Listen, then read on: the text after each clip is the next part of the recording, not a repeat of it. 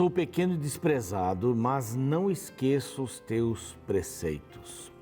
Salmo 119, verso 141. A palavra de Deus aqui vem nos dizendo que o salmista afirma que ele é pequeno, desprezado pelas outras pessoas, não por Deus. Pequeno no sentido do relacionamento com os outros e até desprezado, mas ele não esquece os preceitos de Deus. Não importa o que as pessoas pensam de mim, não importa se elas me perseguem, se elas me desprezam, o importante é estar ligado a Deus e crer nos seus preceitos, crer na sua palavra que diz que Ele me ama profundamente. Essa é a palavra de Deus e esse é o programa Reavivados por Sua Palavra aqui da TV Novo Tempo. Uma alegria imensa poder ter você conosco todos os dias às 6 da manhã e depois na repetição do programa às 3, aqui na telinha da sua TV Novo Tempo, canal da Esperança. Bom também saber que você nos acompanha pelo Spotify, pelo Deezer, pelo NT Play, Spotify e Deezer somente pelo áudio, né? Mas o NT Play e também o YouTube. O nosso canal no YouTube é Reavivados por Sua Palavra NT. Está aqui. Se você ainda não se inscreveu, vá, se inscreva em nosso canal, dê o seu clique ali no sininho para receber as novidades e compartilhe o programa. É muito importante compartilhar, você estará pregando a palavra de Deus para os seus amigos, amigas, suas listas de WhatsApp ou seja lá outra mídia que você mais usa. A Novo Tempo tem a alegria de oferecer para você gratuitamente esta linda revista. Aqui está, o Espírito Santo, o Deus dos bastidores. Achei lindo esse título, material muito bem preparado, quase 100 páginas, trazendo uma visão bastante ampla do Espírito Santo. O Espírito Santo em um Antigo Testamento, em um Novo Testamento, os dons do Espírito, o fruto do Espírito, a chuva serôdia, que é do Espírito também, olha, coisas incríveis. E é simples, basta você ligar para este número aqui, dar o seu endereço, seus dados, onde você quer receber e vai receber em breve aí em sua casa, tá bom? E tudo isso graças aos Anjos da Esperança, eles nos propiciam realizar o que estamos fazendo aqui, no rádio, na TV, nas mídias sociais, nos cursos bíblicos e esse curso bíblico, evidentemente, também o apoio dos Anjos da Esperança. Nós temos certeza absoluta que Deus tem uma bênção especial para você que é Anjo da Esperança e para você que deseja ser também um apoiador da Rede Novo Tempo. Aqui está um outro número telefônico para você poder tirar suas dúvidas e fazer a sua inscrição no grupo seleto tão importante aqui dos Anjos da Esperança. Nós vamos continuar falando sobre lepra, falamos sobre lepra ontem. Na realidade, a palavra lepra, ela tem um significado bastante amplo aqui, falando sobre psoríase, falando sobre vitiligo, sarna e a própria lepra, doenças contagiantes. E Deus tinha essa ideia de cuidar do seu povo, da higiene do povo, que na realidade estava vindo como escravo lá do Egito e precisava destas orientações tão precisas.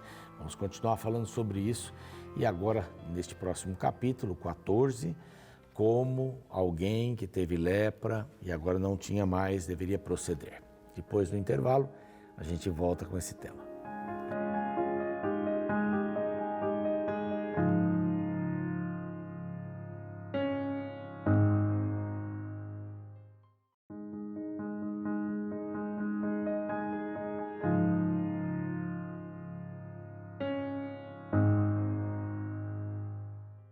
Perfeito, estamos de volta com o programa Reavivados por Sua Palavra, aqui da TV Novo Tempo, e gostaríamos de informar você que temos um novo curso, e este curso você pode fazer pelo WhatsApp. Viva Espiritualmente. Vida espiritual, aliás, vida espiritual. Esse é o nome, é tão novo que a gente não decorou, né? Mas você pode pedir esse curso aqui para este número telefônico, através do WhatsApp, ou encostando aqui, aproximando o seu celular com aquele aplicativo, né, que lê os QR Codes por aí, você também vai entrar em contato direto e olha, é rápido, para começar a receber esse curso simples, profundo da vida espiritual. 3 aspectos importantes, você vai ver logo no início, e assim por diante vai aprender muita coisa boa, tá bem? Então, bora lá estudar a palavra de Deus. Bom, já falei no outro bloco que nós estamos falando sobre lepra, é uma questão de higiene, de limpeza, tudo com Deus tem esse viés de pureza. Deus não está no meio da bagunça, Deus não está no meio da sujeira, no sentido de que Ele é santo. É lógico, Ele está aqui através do Espírito Santo, esteve através de Jesus Cristo, que se tornou homem para poder morrer pelo homem também e demonstrar o amor.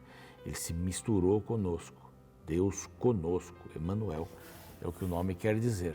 Mas Deus é limpo, Deus é puro, é isso que a Bíblia está querendo dizer aqui. O povo sai do Egito, só recapitulando rapidinho, mas o povo sai do Egito com uma carga de deuses na cabeça e com uma carga de sacrifícios.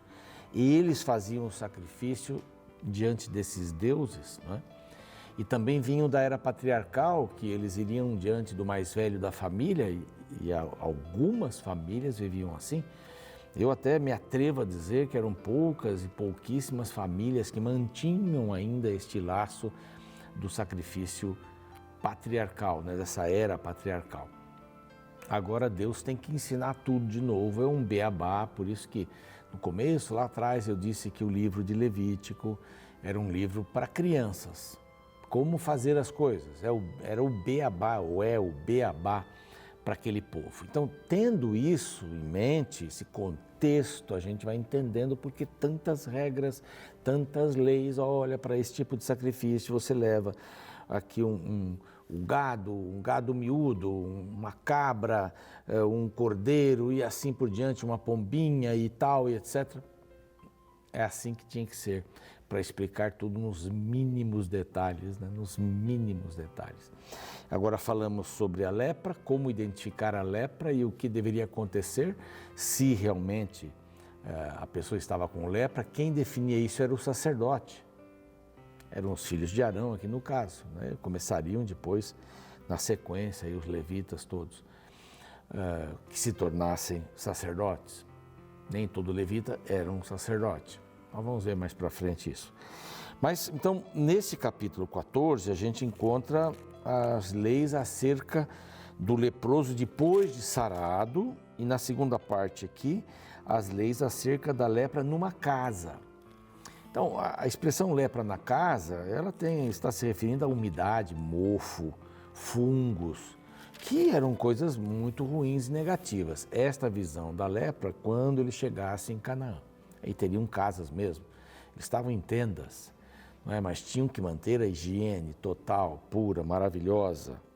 Bom, como é que funcionava isso? O indivíduo estava com lepra, deixava de ter a lepra, tinha que se apresentar ao sacerdote. E o texto que eu gosto muito aqui, verso 2, esta será a lei, né, do leproso, no dia da sua purificação, será levado ao sacerdote. O sacerdote, verso 3, sairá fora do arraial e o examinará. A atitude do sacerdote era sair e ir ao encontro.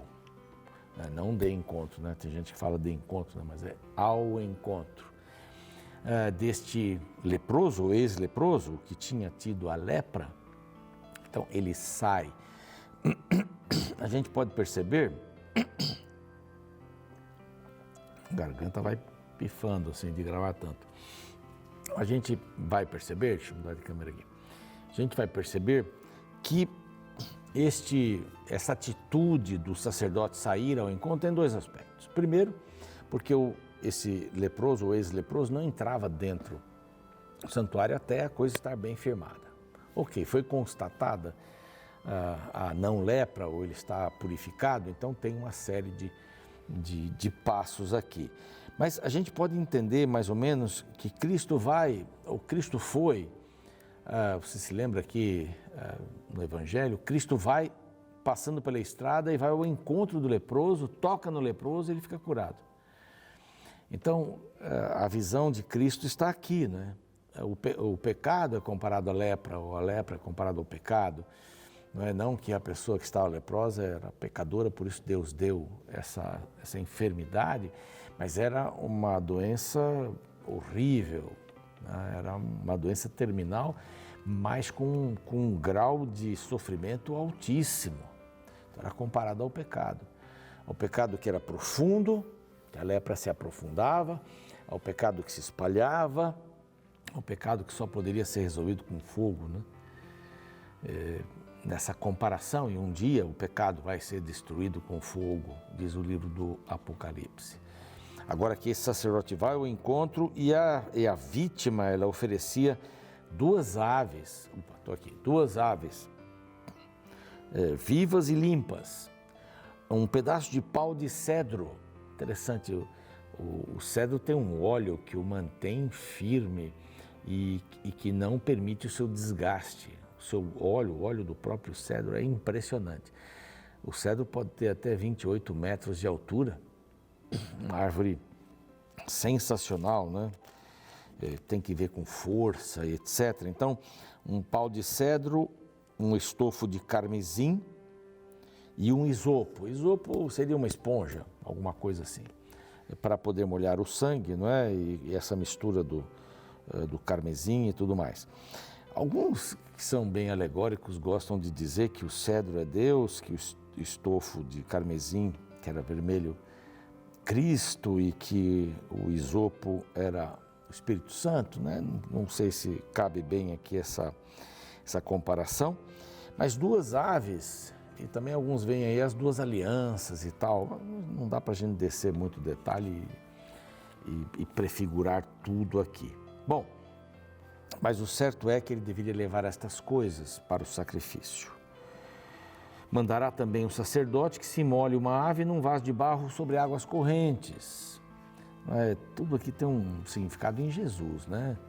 Águas correntes, Jesus, a água da vida. Tomará a ave viva e o pau de cedro, o estofo de carmesim, o isopo, e molhará no sangue da ave que foi imolada sobre as águas correntes. E esse sangue seria aspergido 7 vezes sobre o que havia tido lepra, para que ele fosse declarado limpo. E esta outra ave que estava tingida, né, de sangue, era libertada e viva, voava num campo aberto. Bom, a pessoa se lava, depois vai até a sua casa. Não entra na casa, fica 7 dias fora da casa, depois vem e se lava de novo. E no 8º dia ela rapa toda, questão de higiene mesmo, né? Rapa todos os pelos do corpo, todos, sobrancelhas e tudo mais. Ela vai se lavar de novo, vai pegar uma cordeira, vai pegar 3 dízimas, uma quantidade de flor de farinha, e fazer ali uma oferta de manjares amassada para Deus, oferece o sacrifício para Deus. E então o sacerdote que faz a purificação, verso 11, apresentará o homem que houver de se purificar e essas coisas diante do Senhor à porta da tenda da congregação. Tudo isso acontecendo ali.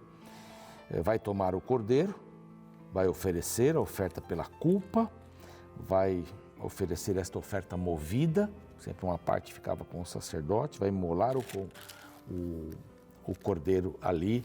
E então o sangue vai ser colocado na orelha, no polegar direito, orelha direita e no artelho maior direito também. E depois isso vai ser feito com o óleo, com o azeite, os mesmos lugares. E depois isso vai ser colocado na cabeça também da pessoa. Era todo um simbolismo. Se estamos equivalendo aí como um símbolo a lepra e pecado, é necessário ter uma mudança da minha cabeça, uma mudança daquilo que eu ouço, uma mudança daquilo que eu faço e, no caso dos pés, o caminho que eu vou escolher para a minha vida. Então isso é muito significativo. Israel acompanhava isso, né, como uma doença que estava agora sendo resolvida. A doença que era comparada ao pecado. Tem esses elementos de sangue, tem esses elementos de purificação. Se a pessoa era pobre a partir do verso 21, então as ofertas diminuíam, como a gente já sabe, pombinhos, rolinhas, o sangue ia exatamente para os mesmos lugares, o óleo também ia para os mesmos lugares, para a cabeça, todo esse significado interessante e importante. A pessoa estava liberta. Cristo pode libertar você, a minha, todos nós, os nossos pecados, pode nos lavar.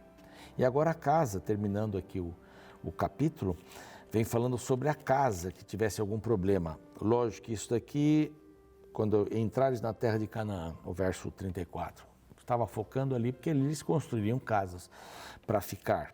Então, se havia algum problema na casa, de umidade, de mofo, de fungos, na parede, no teto ou no piso, o sacerdote tinha que ser chamado. Isso poderia se alastrar, as pessoas da casa poderiam ter algum tipo de enfermidade, poderia ser alguma coisa contagiosa, passaria para outra e não teria mais fim. Esse conceito de pandemia, né, já existia naquela época. O conceito de higiene, de limpeza, lavar as mãos, tudo isso Deus estava colocando há 3.500 anos atrás para aquele povo de lá. Bom, se houvesse alguma mancha e tal, avermelhada, esverdeada, de fungo nas paredes, alguma coisa assim, a casa ficaria fechada por 7 dias, depois iam rever isso, arrancar as pedras que tivessem esse tipo de indicação de fungo, não é? E se não, eles raspavam da parede, se não, a casa era demolida e outra casa era construída no lugar.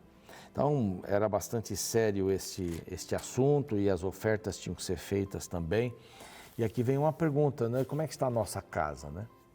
Como é que está a minha casa, o templo de Deus?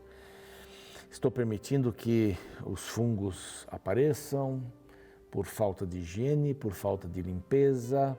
A gente sabe que se não houver limpeza numa casa, as coisas vão se aglomerando, de repente a gente encontra até ratos, baratas e outros insetos indesejados e roedores indesejados. Deus nos deu uma casa para cuidar, nos deu um coração para cuidarmos. E a maneira mais inteligente de cuidarmos desse coração é colocarmos nas mãos de Deus. Então, lepra na pessoa, na casa, nunca é uma coisa boa, e em nosso coração, significando o pecado também não. Que Deus abençoe você a se tornar puro diante dele, não perfeito, puro diante dele. Desejar esta pureza de vida, de decisões, de contatos no coração. Vamos orar? Pai querido, pedimos a tua bênção, que o Senhor esteja dirigindo nossa vida, que possamos buscar-te para mostrar as nossas necessidades mais profundas, colocar diante do teu altar os nossos pecados, os nossos deslizes e realizarmos um pacto contigo, um pacto de salvação, um pacto de limpeza e pureza também. Em nome de Jesus, amém. Ok, eu vou ficando por aqui, o programa segue, amanhã a gente se vê com o capítulo 15 de Levítico. Uma expressão entre pessoas que são ex-dependentes químicos é: estou limpo. Tal frase demonstra a felicidade de alguém que se sentia sujo e impuro, mas que conseguiu se libertar e recomeçar sua vida. No capítulo 14 do livro de Levítico, encontramos a descrição de pessoas que participavam do ritual de purificação após vencerem a doença da lepra. Após um período de quarentena, o que haveria de ser purificado seguiria as seguintes orientações apresentadas a partir do verso 10.